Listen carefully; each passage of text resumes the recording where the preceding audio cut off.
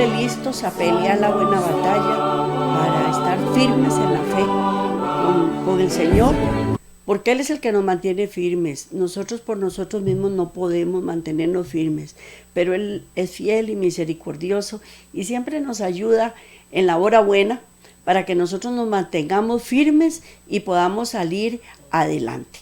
Así es que un día más, aquí al pie del cañón, todos juntos, vamos a seguir aprendiendo las buenas nuevas de salvación, vamos a seguir aprendiendo sobre el reposo del sábado de Dios para ponerlo por obra, porque es para ponerlo por obra. Todas las cosas que nosotros aprendemos en la palabra de Dios, en la programación, en nuestro diario vivir, las cosas buenas son para ponerlas por obra y para hacer cada día mejor.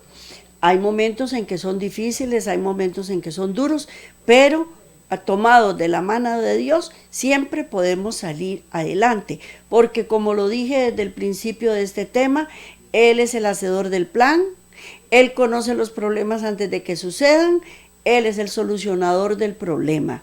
Y nosotros, ¿qué es lo que tenemos que hacer? Esperar nada más las órdenes generales y las específicas para salir adelante. Y confiar en Él, tener la mirada puesta en Él. Y seguimos hablando de David.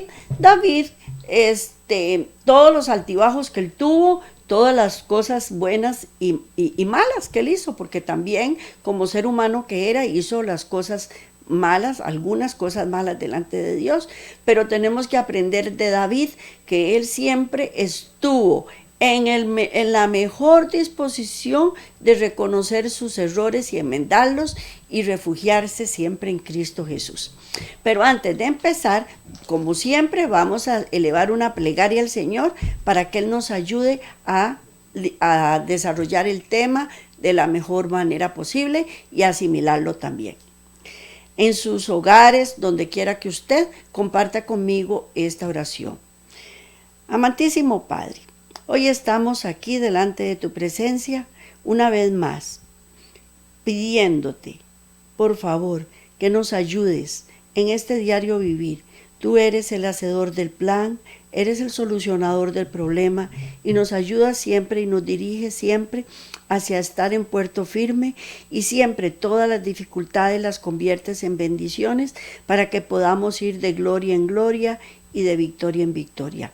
Y una vez más ponemos todos nuestros afanes de la semana en tus manos preciosas de amor y misericordia para que encauces a tus hijos en tus caminos y podamos estar lo mejor de lo mejor contigo, Padre eterno. Te damos gracias una vez más en el nombre de Cristo Jesús. Amén. Amén. Bueno, David todo el tiempo estaba en continuo peligro. Desde que huyó de la presencia de Saúl, recordemos que Saúl, cuando a él le comunicaron que él no iba a ser más rey, que David iba a ser su sucesor, él se dedicó a perseguir y acosar a David donde quiera que él estaba. Entonces no tenía paz. David no tenía paz porque sabía que donde quiera que estaba, Saúl lo perseguía. Saúl tuvo una ira en contra de David y él lo que deseaba era destruir al hijo de Isaí a toda costa, a toda costa. Muchas veces es lo que nosotros creemos. Cometemos errores, cometemos pecados, cambiamos nosotros las circunstancias, porque no es el Señor el que cambia las circunstancias, sino nosotros, porque Él tiene un plan para nuestras vidas y Él no cambia. Nosotros sí. Y nos apartamos de los caminos de Dios y después es muy fácil culpar a los demás y decir, él tuvo la culpa de mi desgracia. Y Saúl no fue diferente. Él creyó que si David no existía, entonces él iba a seguir siendo rey hasta que Dios lo quisiera y hasta que él saliera adelante. Y no era así, no era así. No había compasión en él, ni había bondad en su corazón, porque el odio, la malevolencia y el asesinato permanecían en él. Porque uno dice, es que esa persona hizo una cosa mala. No, es malo, porque cuando uno hace cosas malas es porque uno es malo. Y eso era lo que le pasaba al rey Saúl. Todas estas asesinatos, malevolencia y odio eran parte de él. Las fuerzas militares que lo respaldaban eran superiores a las fuerzas que tenía David, militares. Numerosos espías también lo mantenían informado de dónde estaban los fugitivos y cuáles eran los movimientos que ellos hacían. Entonces él estaba con supremacía, por decirlo así, tanto en tropas como en información que él recibía acerca de David. Por otra parte, Saúl no consideraba la función de Dios como el solucionador del problema de David. No, él no lo consideraba así, porque él nunca consideró a Dios como el solucionador de sus propios problemas. Y uno no puede dar lo que uno no tiene. Y si nosotros no consideramos a Dios como el solucionador de nuestros problemas, menos vamos a querer que le solucione los problemas a las demás personas. Él era guiado por sus propias ideas y suponía que David estaba en la misma actitud. Creyó que le sería fácil destruir a David. Lo que no comprendía era que el Altísimo había tomado el caso de su enemigo. El Señor estaba con David y lo iba a proteger, y eso no lo tomó en cuenta Saúl. Era el solucionador del problema de David, y Saúl, por lo tanto, no tenía esperanza de realizar su propósito homicida. Por más que Saúl hiciera y volviera a hacer, él no iba a poder en contra de David. ¿Por qué? Porque David estaba siendo protegido por Dios. Cuando él entró a la cueva, cuando Saúl entró a la cueva donde estaba alojado David con sus tropas, no se produjo ni un solo golpe, ni una gota de sangre fue derramada.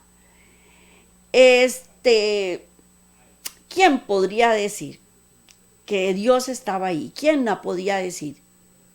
Nadie lo podría imaginar, que Dios estaba en ese momento ahí con ellos.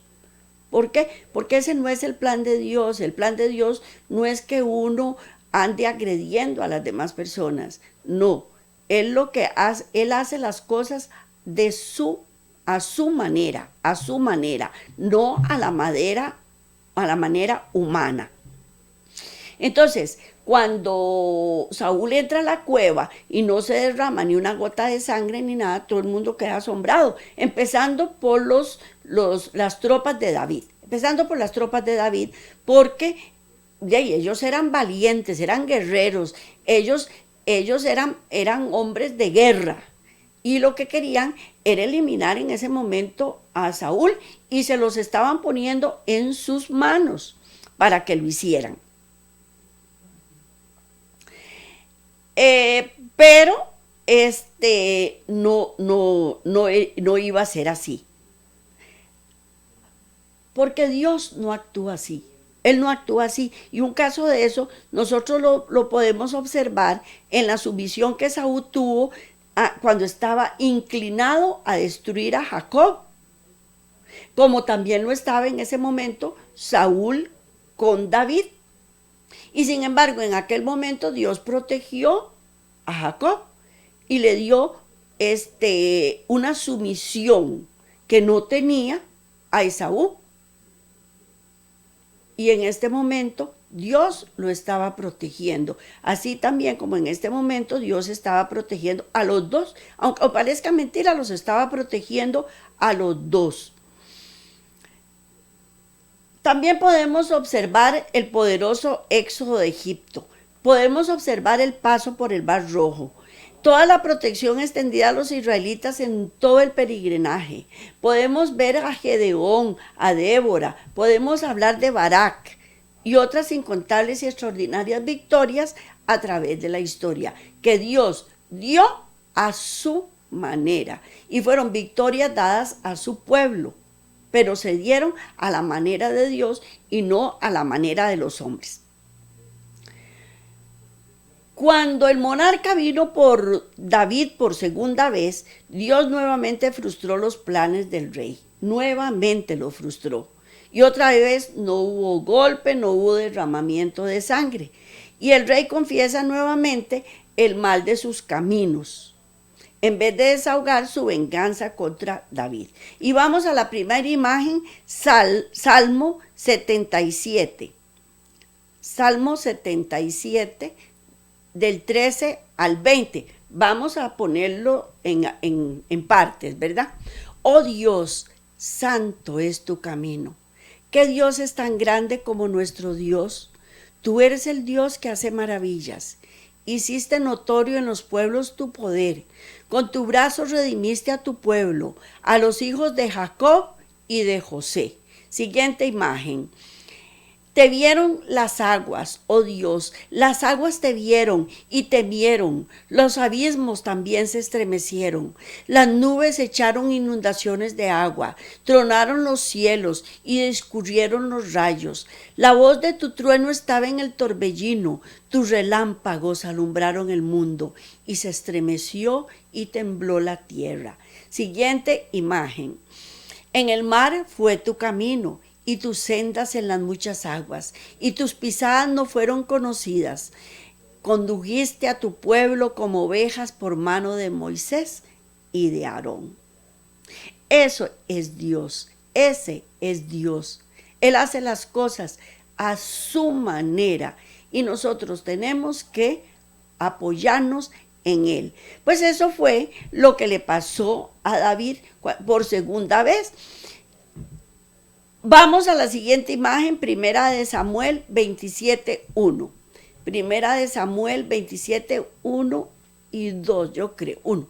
Dijo David en su corazón, al fin seré muerto, algún día por la mano de Saúl.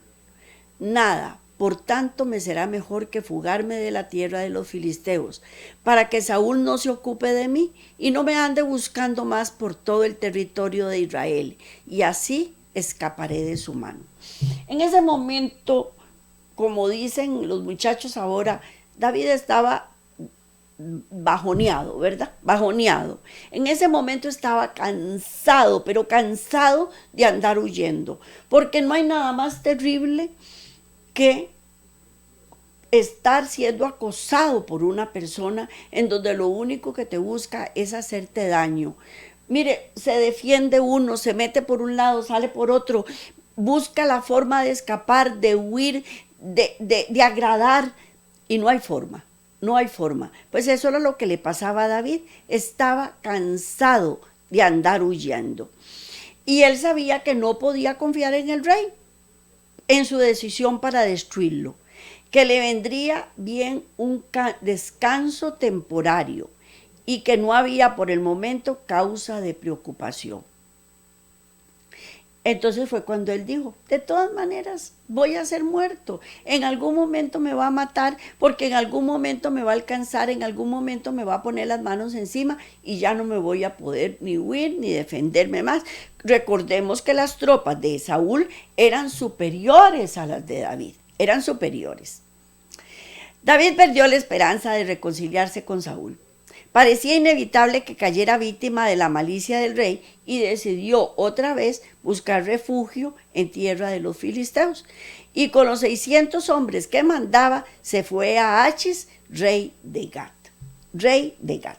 Hagamos un poquitito de historia. Recordemos que, bueno, él va a la cueva, David le corta el pedazo de manto y se lo muestra. Entonces el rey se arrepiente y dice que ya no lo va a perseguir más, que ya no lo va a acosar más, que él es bueno, que él solo tiene bondad en su corazón. Y al final de cuentas fue temporario porque al momentito estaba otra vez buscando la forma de eliminar a David. Aunque Saúl estaba maquinando y procurando siempre su destrucción, el Señor actuaba para asegurar el reino de David. Cuando Dios nos hace una promesa, se oponga quien se oponga, la bendición, la promesa llega. Nosotros nada más tenemos que esperar y confiar. ¿Qué fue lo que hizo? ¿Qué fue lo que hizo Dios? Dios le dijo cuando mandó al profeta a ungir a David, porque él iba a ser el nuevo rey de Israel. En ese momento estaba fungiendo como rey. No, no estaba fungiendo como rey. Andaba de huida, metido en cuevas y por todo lado, y hasta en el territorio enemigo, porque no se daba su nombramiento como rey. Pero los tiempos del Señor son los tiempos del Señor. Y muchas veces, al tomar nosotros el plan por nuestras manos y querer solucionarlo a su manera, a nuestra manera, lo que hacemos es retrasar la obra de Dios. Eso es lo que hacemos. Y en ese momento, David, haciendo todo este montón de cosas, él lo que estaba haciendo era retrasando la obra de Dios. Muchas veces los caminos del Señor, muchas veces no, siempre. Los caminos del Señor son velados a nuestros ojos. Nosotros no podemos ver cuál es la solución, ni cómo vamos a salir adelante. Tenemos que esperar y confiar. Y no es fácil. Los seres humanos creen que Dios está actuando, porque en ese momento creemos que Dios está actuando en contra de nosotros. De modo que la función de hacedor de plan fue transferida de Dios a David. Entonces, cuando nosotros sentimos que Dios nos abandonó, que Dios no nos ayuda, que Dios no nos protege ni nos guarda, nos hacemos hacedores de nuestro propio plan. Y ahí es donde fallamos, No debemos hacer esto. El rey, porque eso fue lo que hizo Saúl. Saúl, cuando sintió que Dios le había dado la espalda, él forjó su propio plan. Y ahí fue donde él falló. Después, él llega a un campamento en donde está el rey Saúl y todos están profundamente dormidos. Ahora, más tardito lo vamos a leer. Entonces, David llega, puede matar al rey, porque puede matarlo, y sin embargo, vuelta a no hacerlo. Cada vez que David le perdonaba la vida, entre comillas, porque no era David, era Dios el que le estaba perdonando la vida al rey, el rey se sorprendía y admiraba más a David. Y David, por otra parte, se sentía muy seguro en los dominios de Achis. Llevó a su familia, a los miembros de su casa, sus posesiones, como también lo hicieron todos los 600 hombres que andaban con él. Y todo esto le gustó al rey Achis, quien prometió proteger a los israelitas fugitivos. Porque siempre que nosotros nos metemos en el campamento enemigo, siempre nos prometen que nos van a proteger. Pero después vienen los problemas. Así es que uno nunca debe incursionar en territorio enemigo. Nada podía ir bien. ¿Por qué? Porque siempre cuando hacemos nuestros propios planes, nada puede ir bien. Y David en ese momento iba detrás de su propio plan y nada le podía ir bien. Él no le iba a ir bien, aunque pareciera lo contrario, aunque el rey Achis le dijera que lo iba a proteger. ¿Por qué? Porque la paz y el descanso de David y sus hombres que gozaban en ese momento no estaban metidos en el reposo del sábado de Dios. Y era el ambiente propicio para que Satanás enredara el alma para traer problemas. El tiempo vendría en que David iba a lamentar su decisión en lo más profundo de su ser. En lo más profundo de su ser. El Señor no envió a David a que buscara protección entre los filisteos. porque eran los enemigos acérrimos de Israel. Dudando de Saúl, se entregó a merced de los enemigos de su pueblo. David era valeroso, sí es cierto, era un guerrero sabio, era un guerrero victorioso en las batallas. Y Dios le había designado para que se levantase su estandarte en la tierra de Judá.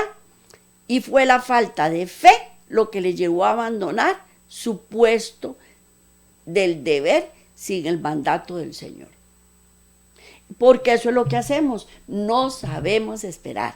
Y entonces, si Dios no me quiere ayudar, yo voy a buscar mi propia solución. Y en ese momento no nos estamos dando cuenta que nos estamos metiendo en terreno del enemigo, en terreno del enemigo. En ese momento, David había perdido la fe, estaba incrédulo, perdió la credibilidad en Dios. Y en ese momento deshonró a Dios. Porque cuando nosotros perdemos la fe, estamos deshonrando al Señor. Los filisteos temían más a David que a Saúl. Parece mentira. Era más grande el ejército de Saúl, pero los filisteos temían más a David. Y al ponerse bajo las órdenes de los filisteos, dejó ver sus debilidades de su propio pueblo. Cuando David se unió a los filisteos, estaba exponiendo a su propio pueblo. ¿Cuántas veces nosotros nos vamos a territorio enemigo y no nos damos cuenta que estamos exponiendo nuestra familia, que estamos exponiendo nuestros hijos, que estamos exponiendo a toda la gente nuestra, y que después nos va a doler las cosas que le pasen? Pues entregó David a su propio pueblo. Dios le había designado para que levantase y ayudase a su pueblo, pero él estaba haciendo lo contrario. Así invitó a sus enemigos a oprimir a Israel. Sus hermanos creían que también estaba adorando a los otros dioses, porque al unirse con el terreno enemigo, sus propios hermanos creyeron que él iba en pos de dioses ajenos. Satanás quería que hiciera lo que hizo, causando gran alegría a los enemigos de Dios. David no renunció a su propio culto, él nunca renunció a su propio culto, que él rendía a Dios, ni dejó de dedicarse a la causa de Dios, pero sacrificó su confianza en él a favor de la seguridad personal. Y así empeñó el carácter fiel y recto que Dios exige que sus siervos tengan. Mientras David se sentía complacido con la ejecución de su propio plan, Dios estaba siendo chasqueado, frustrado en sus esfuerzos de dar prontamente el trono a su escogido. Y el rey David, el curso de David estaba generando problemas, que a no ser por la gracia salvadora de Dios, lo habría destruido. Cuando nosotros tomamos el plan por nuestras propias manos, estamos atrasando el plan de Dios que va a favor de nosotros. ¿Cómo nos cuesta entender eso? ¿Cómo nos cuesta? Porque en ese momento perdemos la fe, perdemos el norte. Y el trono de David, que estaba esperándolo, no lo iba a recibir hasta que Dios considerara que podía recibirlo. Y nosotros lo que hacemos es retener las bendiciones. ¿Por qué? Porque lo que nosotros estimamos que es lo mejor, Dios lo reconoce como lo peor. Como lo peor. Debemos entender que la responsabilidad para conducir la obra de Dios no descansa sobre nosotros. Esa responsabilidad le corresponde al Señor. Cuando las instrucciones de Dios son obedecidas conforme a sus especificaciones exactas, todos los que prometen obedecer de esta manera se verán afrontados con todos los que prometen obedecer de esta manera se verán afrontados con aparentes fracasos y serán fuertemente tentados a seguir un curso alternativo, tratando de evitar los fracasos y pérdidas amenazadoras. Recordemos, Dios nos hace una promesa, pero el Satanás, que lo único que viene es a robar, a matar y a destruir, viene a quitarnos y a tratar de arrebatarnos esas promesas. Y en ese momento sentimos que nunca las vamos a alcanzar. Entonces, cuando sentimos que nunca las vamos a alcanzar, entonces ahí es donde cometemos errores, porque estamos tratando de evitar los fracasos y las pérdidas, y entonces ideamos nuestro propio plan. Con ojos puestos en las capacidades infinitas y lealtad firme a Dios, han de limitarse a obedecer exactamente sus instrucciones. Si David hubiera sido cuidadoso en esto, se hubiera evitado o salvado de muchas angustias y problemas. Pero no lo hizo, igual que nosotros, porque nosotros podemos decir, qué bárbaro, pero no. Cuando David vino a los filisteos, no se estableció en la capital corrupta, donde sus seguidores especialmente estarían en una tentación continua a renunciar completamente a la lealtad a Dios por una vida de adoración a ídolos.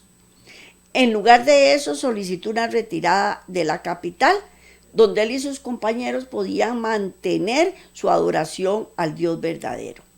Y así el rey le dio Ziklag, un pequeño pueblo en el estado de Gad. David debía aparentar que estaba desconectado de su propio pueblo y reportó al rey que él había asolado el territorio israelita, mientras mentira de la cual Dios no era el autor. ¿Qué hacía David? David llegaba y le decía al rey que él iba en contra de su propio pueblo y que había hecho la guerra y que había hecho esto y que había hecho otro. Se llenó de puras mentiras. Y el rey se las creía. Pero eso lo que hacía era enredarlo más. Vamos a la siguiente imagen. Primera de Samuel 27, del 8 al 12. Vamos a ir poquito a poco. Y subirá David con sus hombres y hacían incursiones contra los jesuritas, los jerritas y los amalecitas, porque estos habitaban de largo tiempo la tierra, desde como quien va a Sur hasta la tierra de Egipto. Y asolaba David el país y no dejaba con vida hombres ni mujeres. Y se llevaba las ovejas, los asnos, los camellos, las ropas y regresaba a Aquis. Siguiente imagen. Y decía Aquis, ¿dónde habéis merodeado hoy? Y David decía, el Negev de Judá y el Negev de Jarameel o el Negev de los ceneos. Ni hombre ni mujer dejaba David con vida para que viniesen a Gad, diciendo, no sea que den aviso de nosotros y que digan, esto hizo David y esta fue su costumbre todo el tiempo que moró en la tierra de los filisteos. Siguiente imagen. Y Aquis creía a David y decía, él se ha hecho abominable a su pueblo de Israel y será siempre mi siervo. Esto era lo que hacía David. Y llegaba y le decía a Aquis un montón de mentiras. No se sabe cuántas veces hizo David. En el versículo 7 de esa misma cita dice que fue 1 año y 4 meses. Engañaba a su amigo el rey, pero sin duda acallaba la voz de la conciencia con el argumento que el fin justificaba los medios. Y así él iba de mentira en mentira haciendo trampas. Una vez que David tomó la responsabilidad de hacedor de decisiones, debía resolver el problema que había creado. En apariencia, el proceder obraba prósperamente, porque eso es lo que el enemigo siempre nos lo hace. Cuando nosotros decidimos estar en sus territorios, él al principio favorece y nos prospera en todos nuestros planes, al principio, pero que después lo cobra, porque el rey confiaba y creía en él. Satanás observaba los procederes con gran satisfacción. Él indujo al hijo de Isaí a dejar las obligaciones divinamente señaladas en Judá y buscar protección entre los más crueles enemigos, los filisteos. Allí había inducido a David a convencer al rey de que él era un fiel aliado, que era digno de confianza para pelear por la causa del rey en tiempo de guerra, particularmente contra su propio pueblo, los israelitas. De este modo, en cada movimiento que David planeaba para facilitarlo, estaba facilitando a Satanás enredarlo en su terrible embrollo designado a destruirlo. Cada vez que David hacía estas cosas, el diablo hacía más patraña para destruirlo, porque el diablo lo que quería era destruir a David y utilizaba a Saúl para que Saúl hiciera lo que él quería. Si la guerra hubiera sido contra los amalecitas o contra otra de las naciones perversas de este tiempo, David no hubiera tenido dificultad, porque podría ir a pelear contra esos pueblos, pero los filisteos no tenían interés en esas campañas. ¿Cuál era el pueblo que ellos querían eliminar? Al pueblo de Israel. Ellos estaban inclinados a destruirlo. Y así David y sus hombres pronto se hallaron llamados a unirse a Aquis en una guerra contra el pueblo de Dios, lo cual ellos no debían hacerlo. Y ahí fue donde el diablo fue enredándolo hasta llevarlo a ese punto de ir a pelear contra su pueblo, contra su propio pueblo. Siguiente imagen, Primera de Samuel 28:1. Dice así, 1 y 2, vamos a leer 1 y 2. Aconteció en aquellos días que los filisteos reunieron sus fuerzas para pelear contra Israel, y dijo Aquis a David: ten entendido que has de salir conmigo a campaña, tú y tus hombres. Y David respondió a Aquis: muy bien, tú sabrás lo que hará tu siervo. Y Aquis dijo a David: por tanto, yo te constituiré guarda de mi persona durante toda mi vida. Ay, Señor Jesús, ahí estaba David metido en un serio problema. Tenía que ir a guerrear contra su propio pueblo y no podía decirle al rey Aquis que no podía. No le podía decir, no podía negarse. Y ahí estaba en apuros. David aceptaría la oportunidad en ese momento, podía aceptarla para vengarse de Saúl, pero a pesar de todos los errores, él aún era un hijo de Dios y era fiel a la causa y los intereses del Señor. De manera que jamás iría a pelear contra su propio pueblo. Pero esto no se lo podía decir al rey Aquis, porque le había dado una impresión diferente. Y le respondió evasivamente, dejando siempre la impresión de que sí quería ir a pelear. Le dijo, claro que sí, no se preocupe, yo voy y los mato a todos. Pero David se negaba a ir a la guerra. El monarca hubiera percibido el engaño en su proceder. Un engañador diestro es un hombre sumamente peligroso. Aquis hubiera ordenado de inmediato ejecutar a David y la matanza de todos los seguidores y sus familias. No se podía negar. Y si por el contrario iba a la guerra, entonces traicionaba a Dios y a su país. Esto hubiera sido un alto precio, porque hubiera perdido la vida eterna y para siempre el trono prometido. Sin duda, David, como arquitecto de sus propios problemas, estaba afrontando una de las más grandes crisis de su carrera. Si por el contrario él hubiera permanecido en Judá y no se hubiera ido al territorio de los filisteos, donde Dios lo había ubicado, ni Saúl ni Achis le habría exigido ir a la guerra, ni tenía necesidad de mentirle a Achis. David merecía ser dejado a sufrir las consecuencias de sus malas decisiones y ser castigado.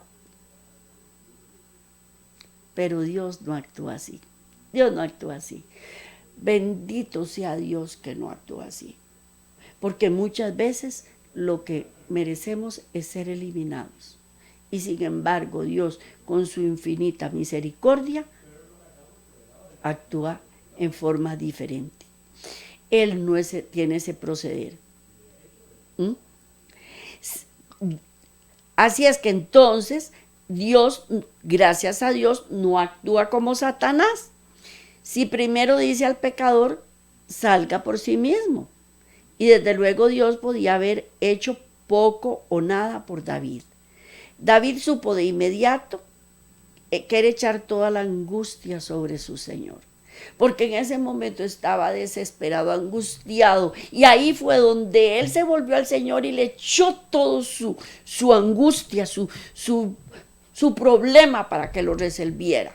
Hasta ese momento él recapacitó y pensó, no puedo, Dios, si no me ayudas, no voy a poder.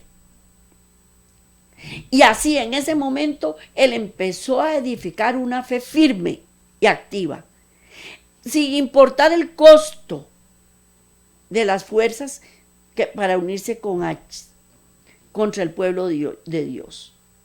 Si él no se unía a Achis, sabía que lo mataban. Y él en ese momento prefería tal vez morir que pelear contra Dios y contra su propio pueblo. Aunque la fe de David había vacilado una y otra vez en las promesas de Dios, aún recordaba que Samuel lo había ungido y le había prometido ser el rey de Israel. Tampoco olvidaba las victorias que Dios le había dado a ganar en contra de sus enemigos en el pasado. Y aunque el rey había procurado matarle, decidió no unir sus fuerzas a los enemigos de su pueblo. Pero ¿cómo iba a solucionar su problema? Y Dios no necesitó condenar a David. Él no necesitó condenarlo. Vio cómo David cambió mal por bien. Reconoció la manera en que Dios firmemente lo había protegido y cómo en su error dañó la obra de Dios y prometió no desviarse más de los caminos de Dios. El Señor, en su gran misericordia, no lo castigó ni lo dejó ir solo en la angustia y en perplejidad. Los ángeles de Dios obraban para liberarlo del peligro en que había caído, moviendo a los príncipes filisteos para que protestaran contra la presencia de David y de su fuerza junto a los ejércitos. El pecado de David fue hacer su propio plan y buscar en lugar de buscar la dirección de Dios. Las mentiras de Achis no fueron la desviación, porque David ya había dejado la senda antes de engañar al rey. Fue el fruto de abandonar los caminos de Dios en lugar de los suyos. El futuro rey de Israel no tenía ni idea de cómo podía ayudarlo, pero sabía que esto no tomaba a Dios por sorpresa y ya había forjado una solución perfecta. Vamos a la siguiente imagen. Primera de Samuel 29:30. Primera de Samuel 29:30. Perdón, no es 29:30, es 29:3. Y dijeron los príncipes de los filisteos, ¿qué hacen aquí estos hebreos? Y Achis respondió al príncipe de los filisteos: ¿no es este David, el siervo de Saúl, rey de Israel, que ha estado conmigo por días y años y no he hallado falta en él desde el día que pasó a mí hasta hoy? Entonces, en ese momento, Dios pone en la mente de los príncipes filisteos la duda. La duda. David va a ir a pelear con nosotros, a favor de nosotros, pero este no era el que estaba a favor de Israel. Este no fue el que mató a Sansón. Y si en medio de la guerra se vuelve contra nosotros, ¿qué vamos a hacer? Porque le temían más que a Saúl. Y ahí fue donde Dios le dio vuelta al problema. Le dio vuelta al problema para favorecer a David. Y en ese momento David sale adelante. Porque los príncipes se negaron a que David fuera a pelear a favor de Aquis y en contra de Israel. Decidieron que no fuera con ellos a la batalla, porque dijo: Saúl hirió a los 1000, pero David hirió a los 10,000. Y recordaban todas esas cosas que David había hecho. Pasaban los días y David no veía la ayuda de Dios. Pero Dios estaba obrando por él y solamente necesitaba ser paciente. No fue hasta la víspera de la batalla que se cambió el asunto a favor de David. Y finalmente los príncipes prevalecieron sobre el rey. Y Aquis se vio obligado a ceder y llamó a David y le dijo: vive Jehová, que tú has sido recto, y que me ha parecido bien tu salida y entrada en el campo conmigo, y que ninguna cosa mala he hallado en ti desde el día en que viniste para mí hasta hoy. Mas a los ojos de los príncipes no agradas. Vuélvete pues y vete en paz, y no hagas los malos en los ojos de los príncipes filisteos. David, temiendo traicionar sus propios sentimientos, dijo: ¿qué he hecho? ¿Qué has hallado en tu siervo desde el día en que estoy contigo hasta hoy, para que yo no vaya y pelee contra los enemigos de mi señor el rey? Qué astucia, ¿verdad? Todo lo estaba salvando Dios y todavía se vuelve y responde eso al rey.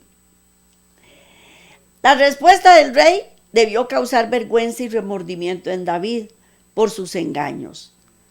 Yo sé que tú eres bueno en mis ojos, como un ángel de Dios, mas los príncipes de los filisteos han dicho: no venga con nosotros a la batalla.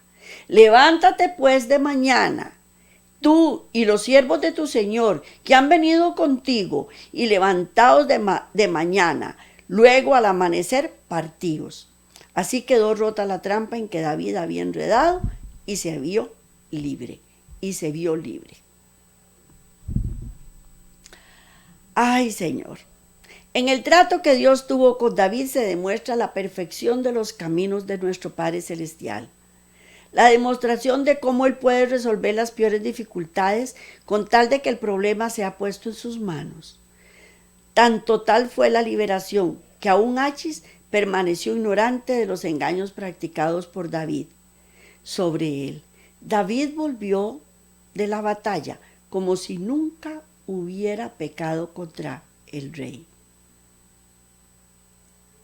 ni contra Dios. Con qué adoración y alabanza por su glorioso libertador debió David marchar de regreso a Siclac. El Señor quiere que conozcamos que cuando por nuestra necedad nos hundimos, el único camino de escape es colocar el problema en sus manos. Él lo resolverá y pondrá al descubierto la mentira de Satanás. Satanás no nos haría creer que Dios obtiene gran satisfacción de ver a sus hijos sufrir las consecuencias de su propia desobediencia. Los únicos problemas que Dios puede puede resolver son los que le son dados a Él totalmente. Si nosotros no le entregamos los problemas al Señor, Él no los puede resolver.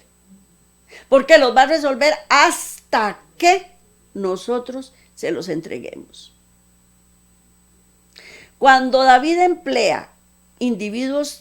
Dios emplea individuos tales como los príncipes filisteos para formar una parte vital de la solución del problema, como nunca emplea la fuerza para obtener sus propósitos, ciertamente no puede tomar el control de las personas interesadas. Pero es plenamente conocedor de los temores, deseos y necesidades de diferentes personas y sabe hasta qué punto ellas responderán a las sugestiones traídas a ellos por el Espíritu Santo. Con toda esta información a disposición, Él sabe exactamente qué puede hacer con los recursos disponibles y entonces escoge la solución que bajo las circunstancias puede ser mejor formada. Nosotros tenemos nuestras debilidades, nuestros temores, nuestros deseos y están el bien y el mal. El bien coge esos temores, esos deseos y esas necesidades y las transforma en bienestar. Pero el enemigo las transforma en problemas. Nosotros sabremos a disposición de quién la ponemos. El caso de David, Jehová entendió el temor que profundamente perturbaba a los príncipes. Sabía que los argumentos combinados persuadirían al rey, que tomarían acción como el Espíritu Santo, el estimular a sus temores al permanecer en ellos, a través de los ángeles santos y la peligrosa permanencia de la presencia de David entre ellos. Pero esto no nos induce a pensar que Dios obró un plan para la solución y luego manipuló a las personas, las manipuló para que ejecutaran su parte. Dios no procede de esta manera. Él elige bajo las circunstancias y el plan rechazado. No. Y el plan no puede fallar, perdón. Él elige lo que bajo circunstancias no puede fallar.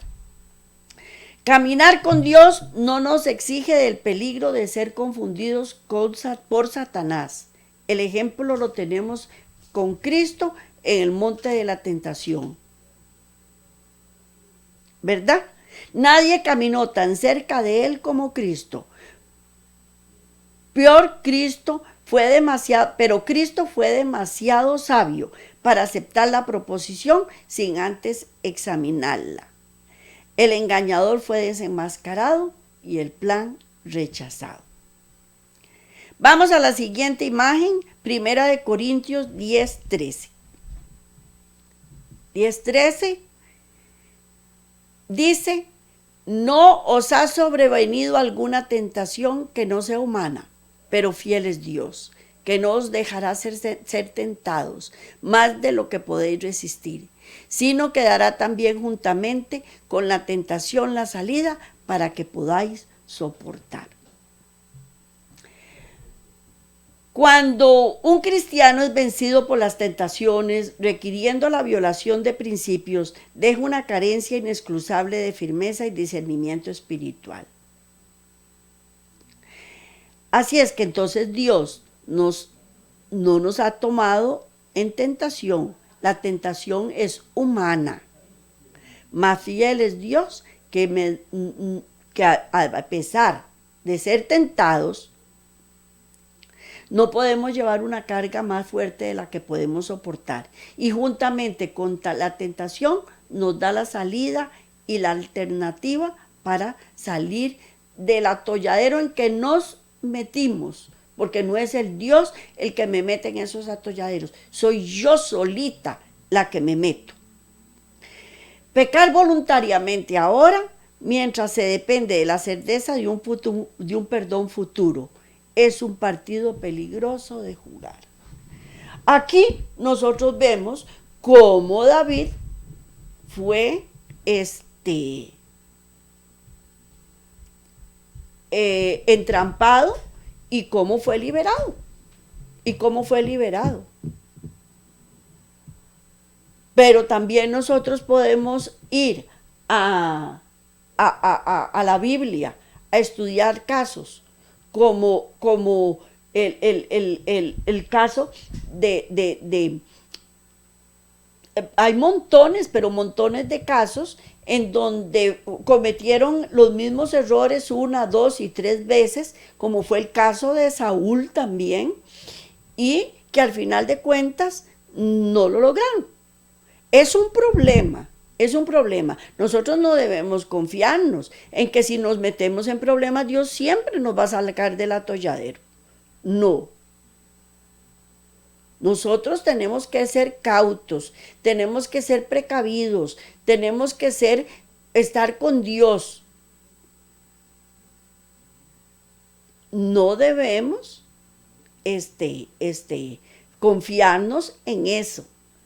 En este caso, David salió triunfante, pero Saúl no. Pero Saúl no. Porque cuando, bueno, lo vamos tal vez a ver en el próximo programa, que cuando Saúl se va para la batalla contra los filisteos, ahí es donde muere él y su hijo.